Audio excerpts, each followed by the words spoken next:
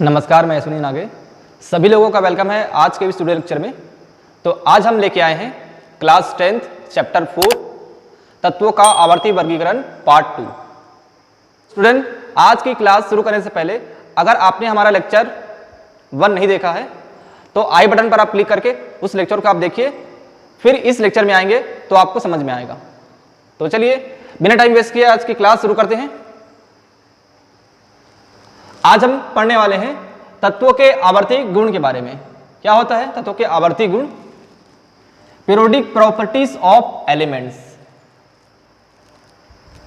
तत्वों के आवर्ती गुण में हम पढ़ेंगे संयोजकता, जिसको हम वैलेंसी भी बोलते हैं, परमाणु आकार, एटॉमिक साइज, आयनन विभव या आयनन ऊर्जा, इसको हम क्या बोलते हैं? आयनन विभव को आयोनाइजेशन पोटेंशियल, और आयनन ऊर्जा को बोलते हैं आयोनाइजेशन एनर्जी। इलेक्ट्रॉन बंधुता, इसका नाम है, इंग्लिश में बोलते हैं इसको इलेक्ट्रॉन एफिनिटी। इसका एक नाम और है इलेक्ट्रॉन गेन एंथैल्पी, इसका नाम है इलेक्ट्रॉन गेन एंथैल्पी। विद्युत ऋणता, इसको हम इलेक्ट्रोनेगेटिविटी भी बोलते हैं। धात्विक एवं अधात्विक गुण। तो आज हम इस 6 प्रॉपर्टीज के बारे में डिस्कस करेंगे 1 बाय 1। तो चलिए 1 बाय 1 इसके बारे में डिस्कस करते हैं। नंबर 1, संयोजकता।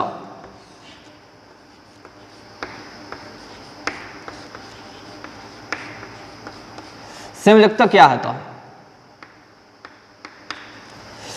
संयोजकता, इसका डेफिनेशन क्या होगा? किसी परमाणु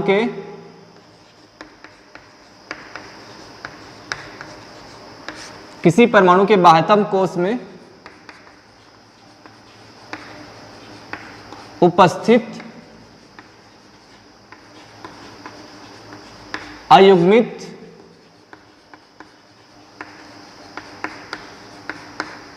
इलेक्ट्रॉनों की संख्या संयोजकता कहलाती है।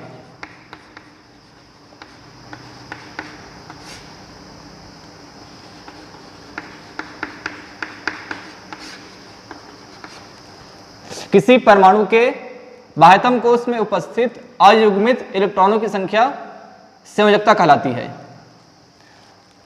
किसी एटम के आउटर मोस्ट सेल में present unpaired electron, number of unpaired electron, that is called valency. जैसे हम बात करेंगे, जैसे अब लिथियम के बारे में बात करते हैं, lithium, beryllium, boron, carbon, nitrogen, oxygen, fluorine और ये नियॉन। हमने सेकंड आवर्त लिया है। कौन सा आवर्त? सेकंड आवर्त लिया है।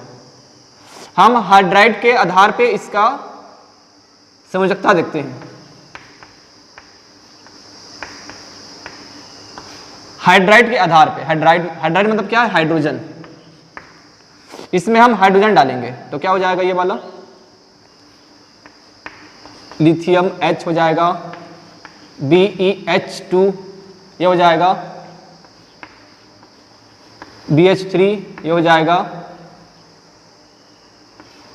CH4 ये हो जाएगा, NH3 ये हो जाएगा, H2O ये हो जाएगा, HF,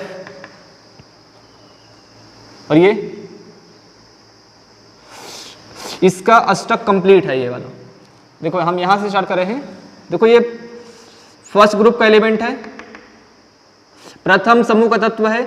इसकी संयोजकता कितनी होगी? 1। सेकंड समूह जो है, द्वितीय समूह है, इसकी संयोजकता कितनी होगी? 2। ये 13 समूह के तत्व है, इसको थर्ड ए भी बोलते हैं, थर्ड ए। तो इसकी संयोजकता कितनी होगी? 3। इसमें जितना हाइड्रोजन लगा हुआ है वो उसकी संयोजकता है। देखो यहाँ की 3 हाइड्रोजन लगा है तो इसकी संयोजकता कितनी होगी? 3। यहाँ 4 हाइड्रोजन लगा है तो कितना हो जाएगा? 4। यहाँ भी 3 हाइड्रोजन लगा है, इसका मतलब है 3। यहाँ कितना हाइड्रोजन लगा है? 2 लगा है, इसके मतलब 2। यहाँ कितना होगा? 1। यहाँ कितना होगा 0। जो आदर्श गैस होते हैं वो किसी भी रासायनिक अभिक्रिया में भाग नहीं लेता है, किसी भी रासायनिक अभिक्रिया में भाग नहीं लेता है। Does not participate in a chemical reaction, किसी भी केमिकल रिएक्शन में ये पार्टिसिपेट नहीं करता है। इसी वजह से इसको हम क्या बोलते हैं, जीरो समूह बोलते हैं, जीरो ग्रुप बोलते हैं।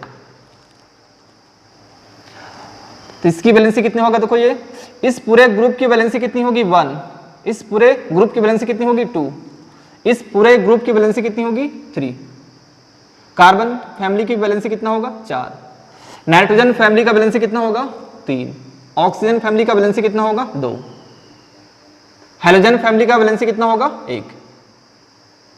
और उत्कृष्ट गैस या फिर आदर्श गैस या फिर इनर्ट गैस भी बोलते हैं इसको, इसकी संयोजकता कितनी होगी 0। तो ये रहा संयोजकता के बारे में। इसका परिभाषा आप नोट कर लीजिए और एग्जाम्पल कुछ एग्जाम्पल हमने लिखा हुआ है, इसको आप नोट कर सकते हैं। सेकंड लेते हैं। सेकंड क्या है, परमाणु आकार। ये बहुत इंपॉर्टेंट है। ये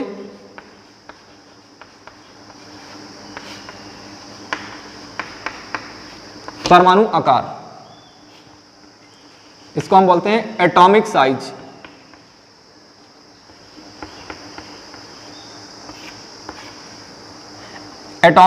परमाणु आकार को समझने से पहले आपको परमाणु त्रिज्या आना चाहिए।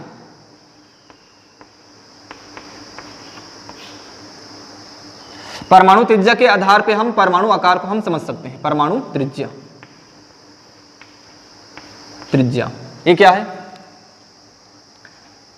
नाभिक और किसी परमाणु के नाभिक में, किसी परमाणु के नाभिक और उसके बाह्यतम कोश में उपस्थित इलेक्ट्रॉन के बीच की दूरी को हम बोलते हैं परमाणु त्रिज्या। जैसे ये नाभिक है, ये मान लेते हैं ये हमारा क्या है, नाभिक है। ये इसका बाह्यतम कोश है, ये आउटर मोस्ट शेल है, इसमें जो इलेक्ट्रॉन है ये वाला, और इसके बीच का जो डिस्टेंस है, दूरी है, इसको हम बोलते हैं परमाणु त्रिज्या। क्या बोलते हैं, परमाणु त्रिज्या। अब इसके बारे में आपको थोड़ा सा एक जानकारी और होना चाहिए। आवर्त में क्या होता है, ये आवर्त में मतलब हम कहां से कहां चलते हैं, लेफ्ट से राइट चलते हैं। लेफ्ट से कहां चलते हैं, राइट चलते हैं। आवर्त में हम क्या करते हैं, लेफ्ट से हम कहां चलते हैं, राइट चलते हैं। बाएं से दाएं तरफ जाने पर, आवर्त में बाएं से दाएं तरफ चलने पर क्या होता है, लेफ्ट से राइट चलने पे परमाणु आकार क्या होता है, कम होता है। लेफ्ट से राइट चलने पर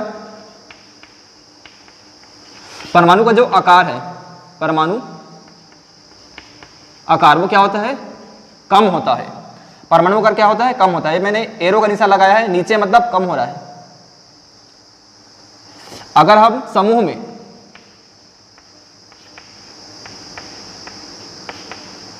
ऊपर से नीचे, समूह में हम ऊपर से नीचे आते हैं तो परमाणु आकार क्या होता है,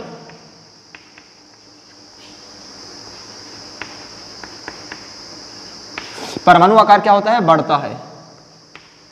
अब क्यों बढ़ता है, इस चीज को हम समझते हैं।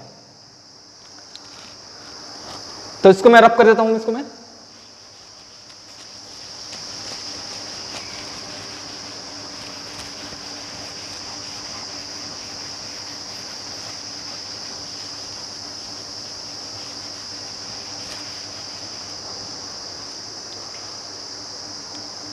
लेफ्ट से राइट की तरफ चलने पर जो परमाणु आकार है, एटॉमिक साइज है, वो क्या होता है, कम होता है।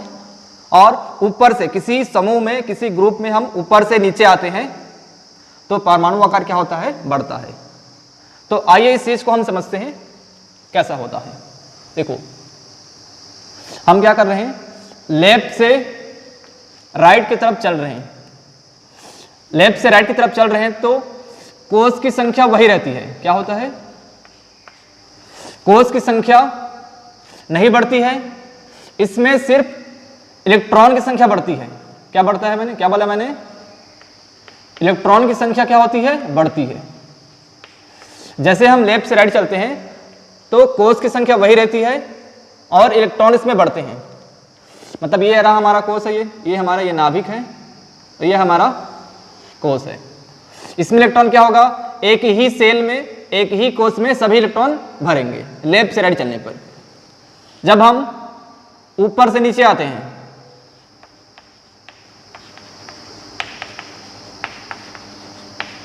ऊपर से नीचे आते हैं तो क्या हो जाता है, देखना जरा क्या होता है। देखो एक कोष की संख्या बढ़ रहा है, ऊपर से हम नीचे आ रहे हैं, पहला गए, दूसरा, तीसरा। मतलब कोष की संख्या बढ़ने से जो परमाणु जो आकार है वो भी बढ़ रहा है। क्या हो रहा है, वो भी बढ़ रहा है। तो बढ़ने से क्या होगा, परमाणु आकार भी बढ़ेगा। मतलब सिंपल सा मतलब है, जैसे नाभिक के जितना ज्यादा करीब रहेगा इलेक्ट्रॉन, उससे एकदम बंधा हुआ रहेगा। नाभिक से जैसे जैसे दूर जाते जाएगा उसका परमाणु आकार बढ़ते जाएगा। क्लियर है, समझ में आया क्यों है। लेफ्ट से राइट चलने पर कोष की संख्या सेम रहती है, इस वजह से उसका परमाणु आकार क्या होता है, घटता है। मतलब नाभिक के जितना करीब रहेगा इलेक्ट्रॉन उतना ही आकर्षित रहेगा, उतना ही अच्छे से बंधा रहेगा। ऊपर से नीचे आने पे क्या होगा, देखो इलेक्ट्रॉन पहले यहां भरा, उसके बाद यहां भर रहा है, यहां भर रहा है। तो नाभिक से इलेक्ट्रॉन की जो दूरी है वो क्या हो रहा है, बढ़ रहा है। इस वजह से परमाणु आकार क्या होता है, बढ़ता है। समझ में आया। अब हम थर्ड देखते हैं। थर्ड क्या था, आयनन ऊर्जा। आयनन ऊर्जा के बारे में समझते हैं। इसको हम क्या बोलते हैं, आयोनाइजेशन पोटेंशियल, या फिर इसको हम शॉर्ट में आयनन ऊर्जा आयोनाइजेशन एनर्जी बोलते हैं, IE बोलते हैं शॉर्ट में। इसको क्या बोलते हैं शॉर्ट में, इसको IE। ये क्या होता है, इसको समझते हैं।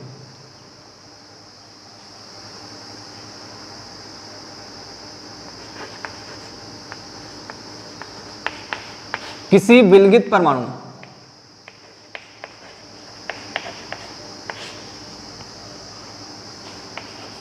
किसी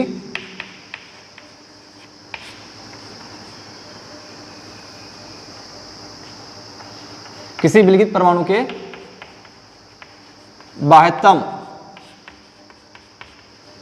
बाह्यतम कोश से एक इलेक्ट्रॉन निकालने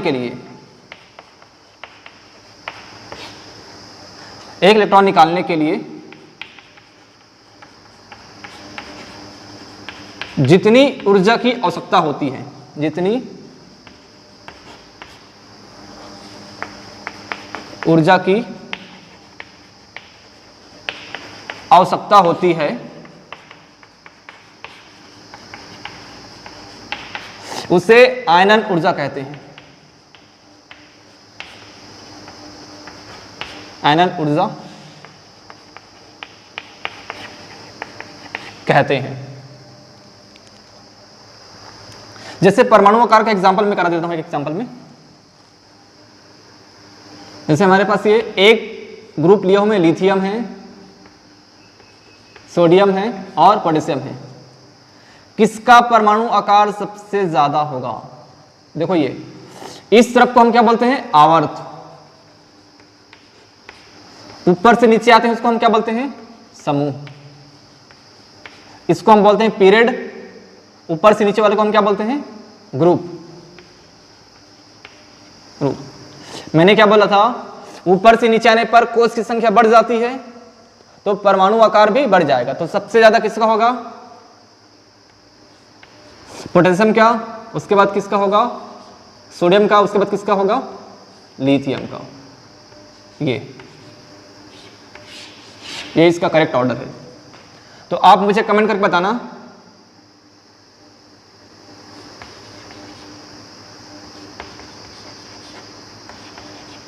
कैल्शियम। तीनों का मुझे बताना क्या आएगा इसमें आंसर। इसका आंसर मुझे ऑर्डर लिख के बताना है यहां। बस ऑर्डर लिख के आप मुझे कमेंट बॉक्स में कमेंट करिएगा, ठीक है। तो आइए इसमें आते हैं। आयनन ऊर्जा क्या बोला मैंने, किसी विलगित परमाणु के बाह्यतम कोश से एक इलेक्ट्रॉन निकालने के लिए जितनी ऊर्जा की आवश्यकता होती है उसे आयनन ऊर्जा कहते हैं। लास्ट शेल से एक इलेक्ट्रॉन निकालने के लिए, जैसे मान लेते हैं हमारे पास है सोडियम। सोडियम का परमाणु क्रमांक कितना होता है? 11। यहां से हम क्या करेंगे, एक इलेक्ट्रॉन को निकाल देते हैं यहां से, तो क्या हो जाएगा, ये Na+ हो गया। यहां से इलेक्ट्रॉन निकल गया। इस इलेक्ट्रॉन को निकालने के लिए हमको कितनी ऊर्जा की आवश्यकता होती है, उसको हम बोलते हैं आयनन ऊर्जा। समझ में आया? जैसे एग्जांपल के तौर पे समझाते हैं आपको।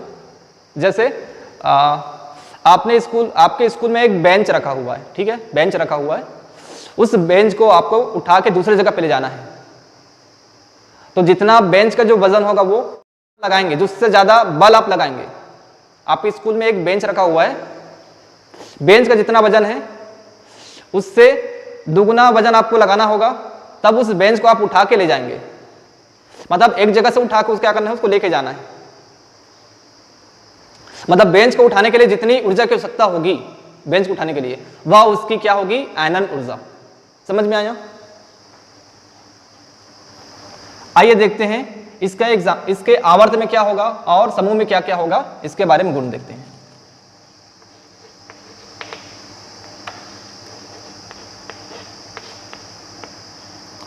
आवर्त में क्या होगा, लेफ्ट से राइट चलने पे, बाएं से दाएं की तरफ चलने पे आयनन ऊर्जा, आयनन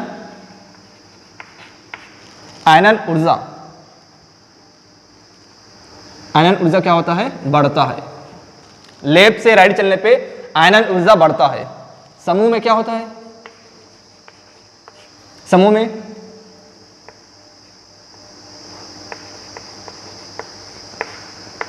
ऊपर से नीचे आने पे क्या होता है, आयनन ऊर्जा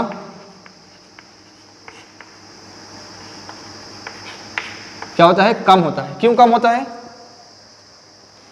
तो इस चीज को समझते हैं। जैसे आपको पता होगा, इसमें जो इलेक्ट्रॉन भरता है वो एक ही कोष में, एक ही सेल में भरता है। मतलब वो नाभिक के न्यूक्लियस के एकदम करीब है और अच्छे से बंधा हुआ है।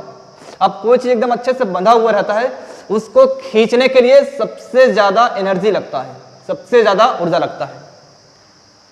अब यहां देखिए, अब ये समूह जो है, समूह में ऊपर से नीचे आते हैं तो क्या होता है, कोष की संख्या बढ़ जाती है। अब कोष की संख्या बढ़ रहा है, देखो यहाँ पे मैंने बताया हुआ है, कोष की संख्या बढ़ता है तो क्या हो जाता है, नाभिक और इलेक्ट्रॉन के दूरी भी क्या होता है, बढ़ जाता है।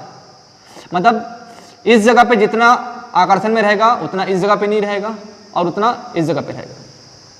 नाभिक के जितना करीब इलेक्ट्रॉन रहेगा उतना ही प्रबल आकर्षण में रहेगा, और नाभिक से जितना ज्यादा दूर रहेगा इलेक्ट्रॉन उतना ही ज्यादा दुर्बल आकर्षण में रहेगा। तो जाहिर सी बात है, यहां से इसको निकालने के लिए आपको कम एनर्जी लगेगा।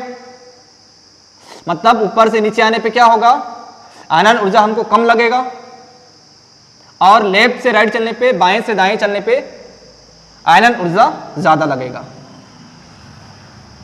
तो ये तीन आपको समझ में आ गया होगा। हमने पहला देखा था संयोजकता।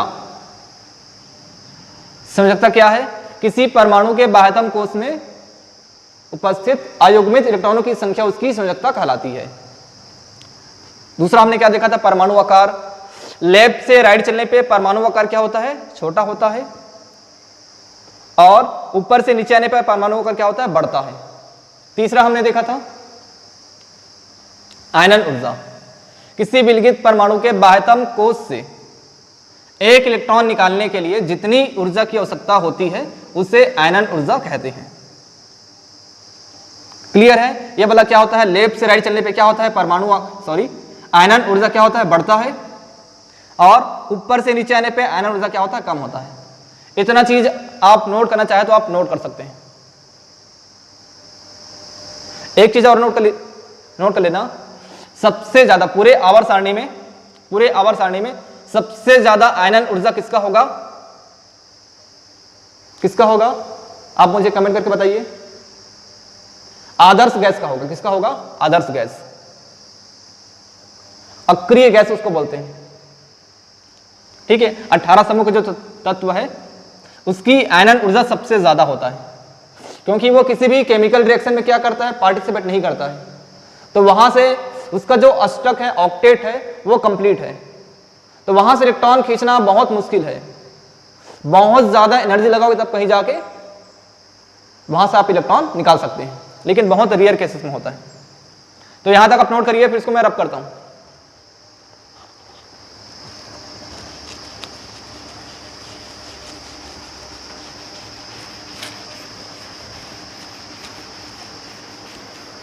नोट कर लिए यहां तक। चलो अगला बता दें। नेक्स्ट क्या था, 4th नंबर, आयनन ऊर्जा हो गया, इलेक्ट्रॉन बंधुता।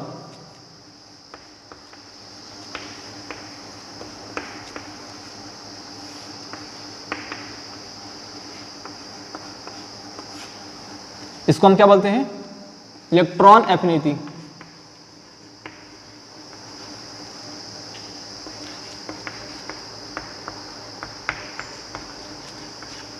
इलेक्ट्रॉन एफिनिटी, इसको हम इलेक्ट्रॉन गेन एंथैल्पी भी बोलते हैं। इसका मतलब समझते हैं, इसका डेफिनेशन क्या होगा लिख लेते हैं। किसी परमाणु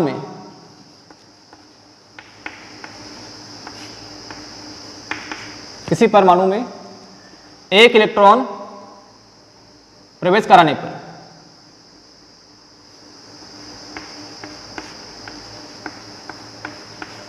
एक इलेक्ट्रॉन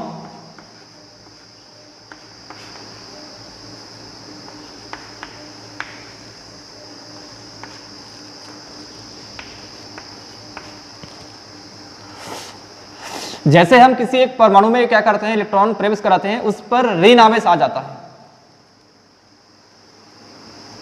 पर ऊर्जा मुक्त होती है। किसी परमाणु में एक इलेक्ट्रॉन प्रवेश कराने पर ऊर्जा मुक्त होती है। मुक्त हुई ऊर्जा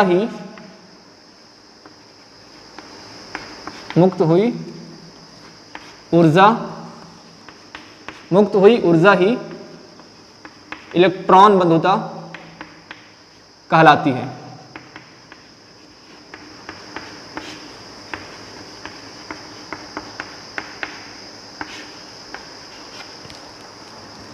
इलेक्ट्रॉन बंधुता की इकाई भी होती है, इसकी इकाई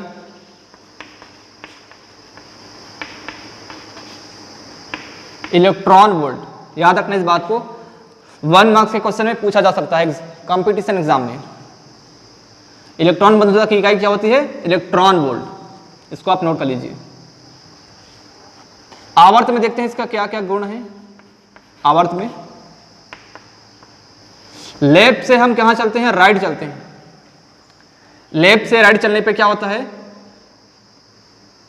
इलेक्ट्रॉन बंधुता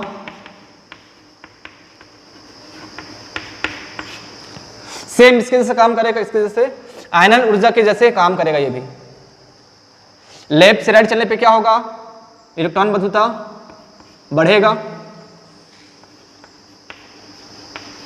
समूह में क्या होगा, ऊपर से नीचे आने पे, समूह में ऊपर से नीचे आने पे इलेक्ट्रॉन बंधुता क्या होगा, कम होगा। दोनों का प्रॉपर्टी सेम है, दोनों का गुण क्या है, सेम है। तो दोनों पॉइंट आप याद रखना। और इसमें कुछ बताने लायक, इसमें कुछ और है। 5वां नंबर देखते हैं। 5वां क्या था हमारा, विद्युत ऋणता।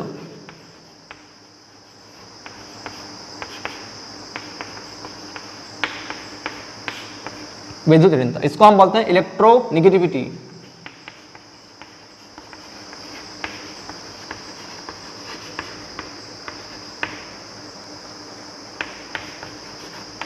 इलेक्ट्रोनिगेटिविटी क्या होता है, इलेक्ट्रॉन बंधुता क्या करता है, इलेक्ट्रॉन को ग्रहण करता है।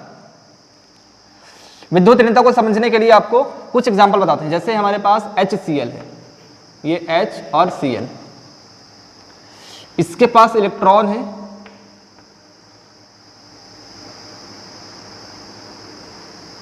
इसके पास कितने इलेक्ट्रॉन होगा?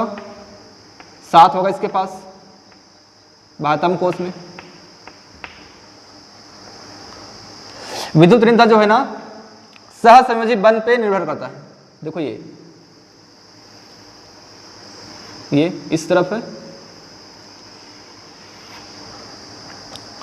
मतलब इन्होंने क्या किया है, अपना इलेक्ट्रॉन को साझा किया है। ये साझे के इलेक्ट्रॉन को क्या किया है, दोनों उसको शामिल किया है। देखो ये हाइड्रोजन, हाइड्रोजन के पास कितना होता है? 1 इलेक्ट्रॉन होता है, तो 1 इलेक्ट्रॉन लेगा तो ये कंप्लीट हो जाएगा इसका अष्टक। अगर ये दोनों इलेक्ट्रॉन को अगर ये ले लेगा तो क्लोरीन का अष्टक पूर्ण हो जाएगा। तो क्या होगा इस प्रकार, इसमें जैसे ये H और ये Cl, इसमें क्या होगा, हाइड्रोजन का जो इलेक्ट्रॉन है, हाइड्रोजन के इलेक्ट्रॉन को जो क्लोरीन जो है अपनी तरफ अट्रैक्ट कर लेता है, अपनी तरफ। जैसे ही हाइड्रोजन से इलेक्ट्रॉन को अपने तरफ क्या करेगा, ये अट्रैक्ट करेगा, आकर्षित करेगा, इस पे आ जाएगा पॉजिटिव चार्ज, क्लोरीन पे आ जाएगा निगेटिव चार्ज। अब जो कि इन्होंने क्या किया, 1 इलेक्ट्रॉन क्या किया, अट्रैक्ट कर लिया, इस वजह से इस पे क्या आ गया, निगेटिव चार्ज। मतलब क्या है विद्युत ऋणता, मतलब क्या है,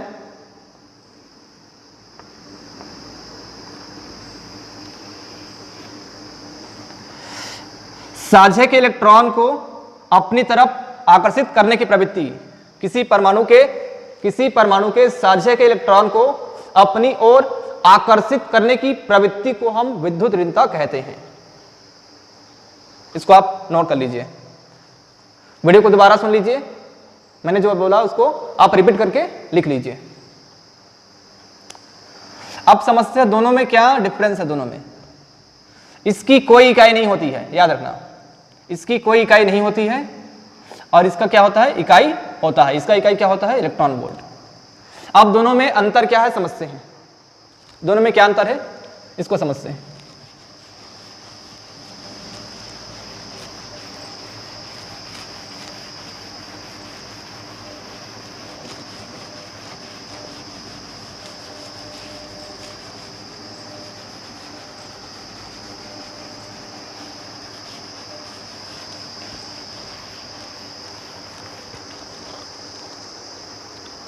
तो स्टूडेंट्स आप कॉपी पेन निकाल के नोट करते जाइए 1 बाय 1 इसको। आइए दोनों में अंतर को समझते हैं।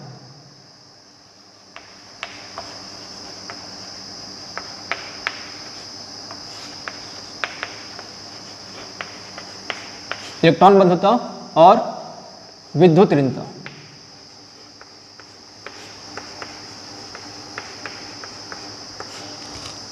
दोनों में क्या डिफरेंस है समझते हैं। इसमें क्वेश्चन भी आता है, इलेक्ट्रॉन बंधुता विद्युत ऋणता से किस प्रकार भिन्नता है, क्वेश्चन आता है इसमें। तो देखते हैं पहला,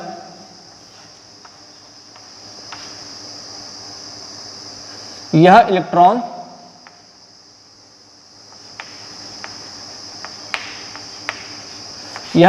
को ग्रहण करता है,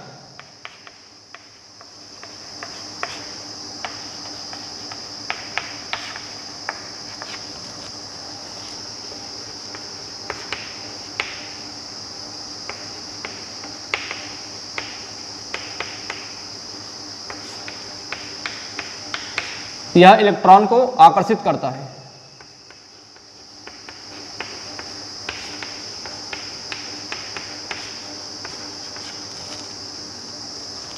दोनों एक दूसरे से भिन्न है ना, एकदम याद रखना।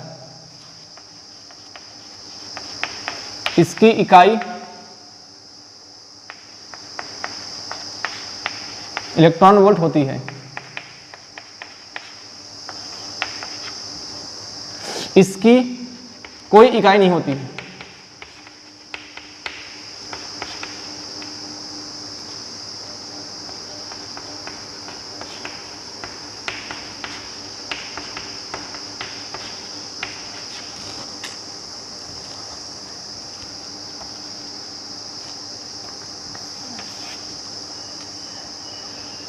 अब यह एक चीज और आप याद रखना, सबसे अधिक विद्युत ऋणता पूरे आवर्त सारणी में सबसे अधिक विद्युत ऋणता और सबसे अधिक इलेक्ट्रॉन बंधुता किसका होता है?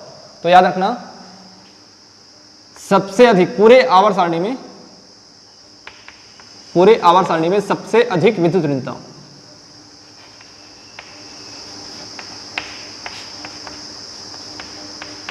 सबसे अधिक विद्युत ऋणता फ्लोरीन की होती है। किसकी होती है? फ्लोरीन। इस बात को आप याद रखना। सबसे अधिक इलेक्ट्रॉन बंधुता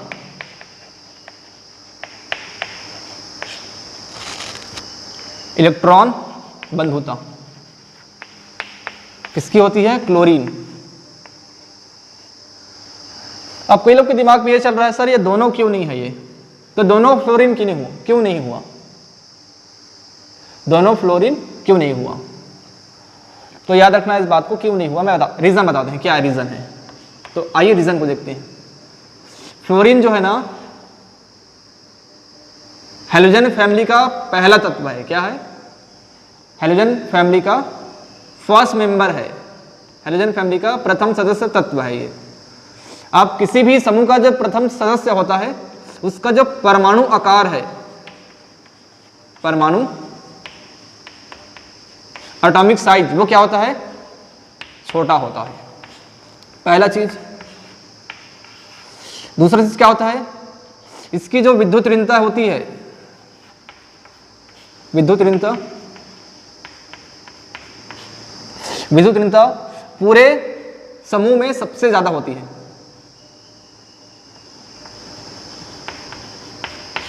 पूरे समूह में सबसे ज्यादा होती है। जैसे फ्लोरीन, क्लोरीन, ब्रोमीन, आयोडीन में सबसे ज्यादा किसकी होगी? फ्लोरीन की होगी। तीसरा पॉइंट,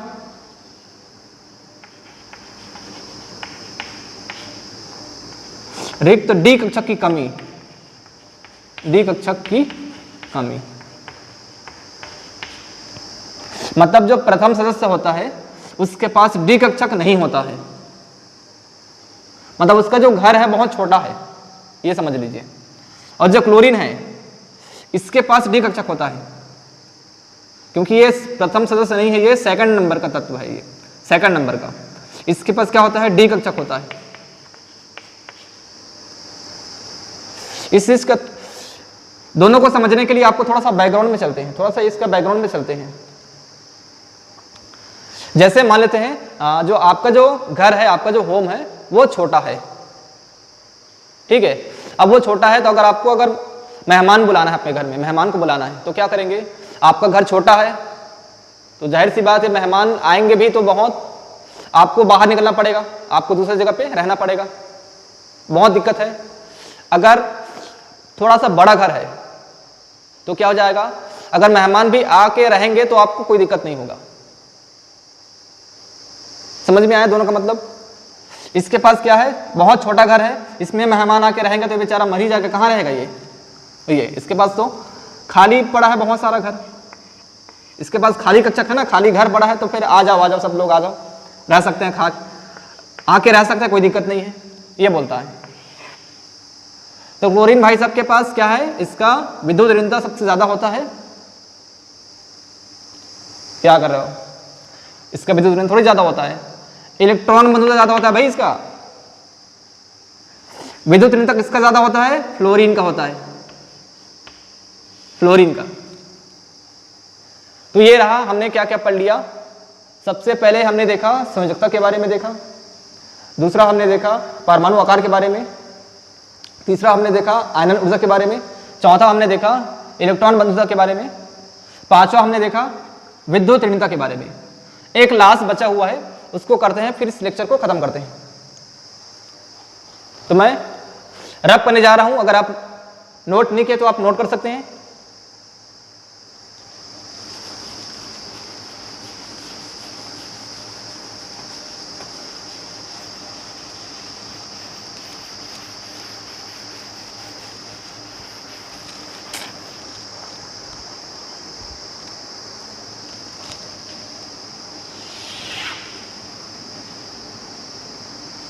छठवां,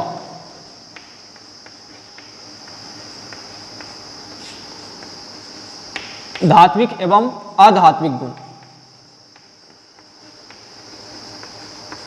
धात्विक एवं अधात्विक गुण क्या होता है, इस चीज को हम समझते हैं। इसको बोलते हैं metallic and non metallic character या फिर प्रॉपर्टीज। अब आपको पता धातु की खासियत क्या होती है, धातु की बताओ तो क्या होता है, धातु की खासियत क्या होती है। जितने भी धातु होते हैं वो इलेक्ट्रॉन दान करने वाले होते हैं। धातु की खासियत क्या है, इस धातु की खासियत है इलेक्ट्रॉन दान करना।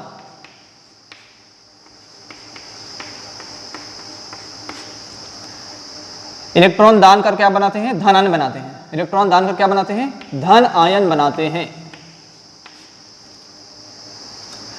जो समूह 1 है और समूह 2 है, दोनों के दोनों क्या है, धातु हैं।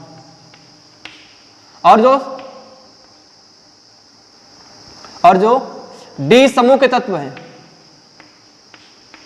डी समूह के तत्व हैं, वो सभी क्या है, धातु हैं।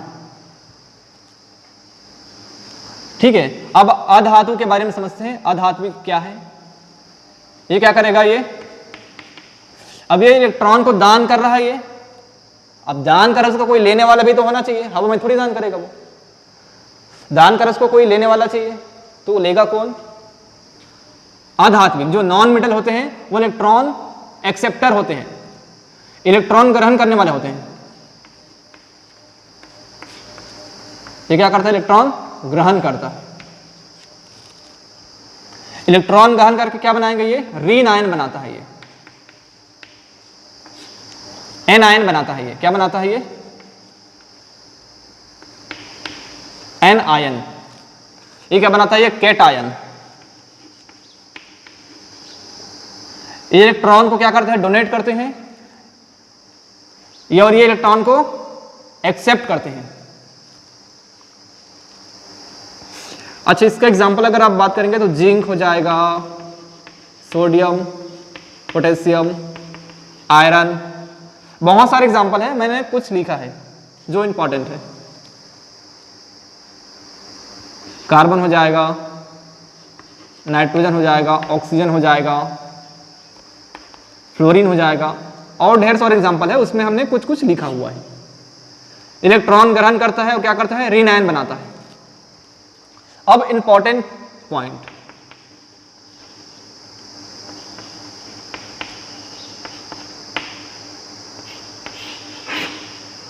यहां से एग्जाम में क्वेश्चन पूछा जाता है, तो इंपॉर्टेंट है। क्या इंपॉर्टेंट है, देखते हैं। आवर्त में, आवर्त मतलब लेफ्ट से राइट, आवर्त की बात करूंगा मैं, मतलब क्या होगा वो, लेफ्ट से राइट। लेफ्ट से राइट चलने पर जो अधात्विक गुण है वो बढ़ता है। अधात्विक गुण क्या होता है, बढ़ता है। इसका मतलब है, एरो का मतलब है बढ़ता है।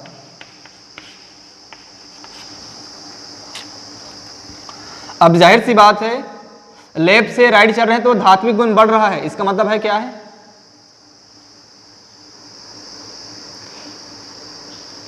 ये अम्ल की तरह व्यवहार करते हैं। जो अधात्विक होते हैं वो बेसिकली वो अम्ल की तरह बिहेवियर करते हैं, बिहेव करते हैं। समूह में क्या होगा, समूह में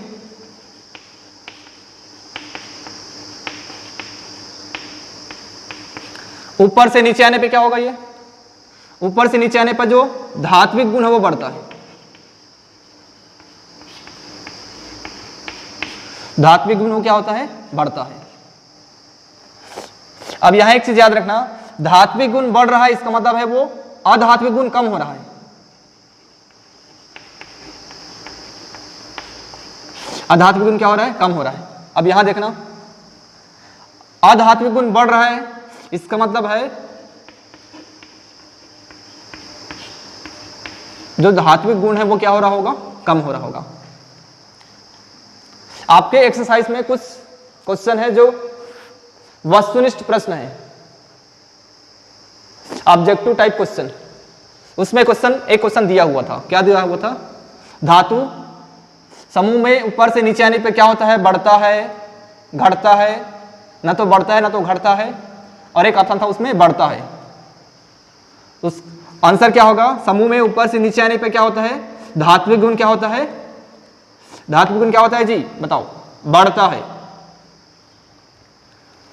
तो ये रहा सेकंड पार्ट में आपका चैप्टर 4 तत्वों का आवर्ती वर्गीकरण कंप्लीट होता है। अगर इस क्वेश्चन से संबंधित आपको किसी भी प्रकार की परेशानी है तो आप मुझे कमेंट करके बताइएगा कि किस जगह पे आपको परेशानी है। उसको हम नेक्स्ट वीडियो में आपके डाउट को दूर करने की कोशिश करेंगे। स्टूडेंट, आपको अगर हमारा वीडियो लेक्चर का आपको पसंद आता है तो वीडियो को लाइक कर दीजिए। अगर आप इस चैनल पे नए हैं तो चैनल को सब्सक्राइब करने के साथ बेल आइकन भी प्रेस कर दीजिए।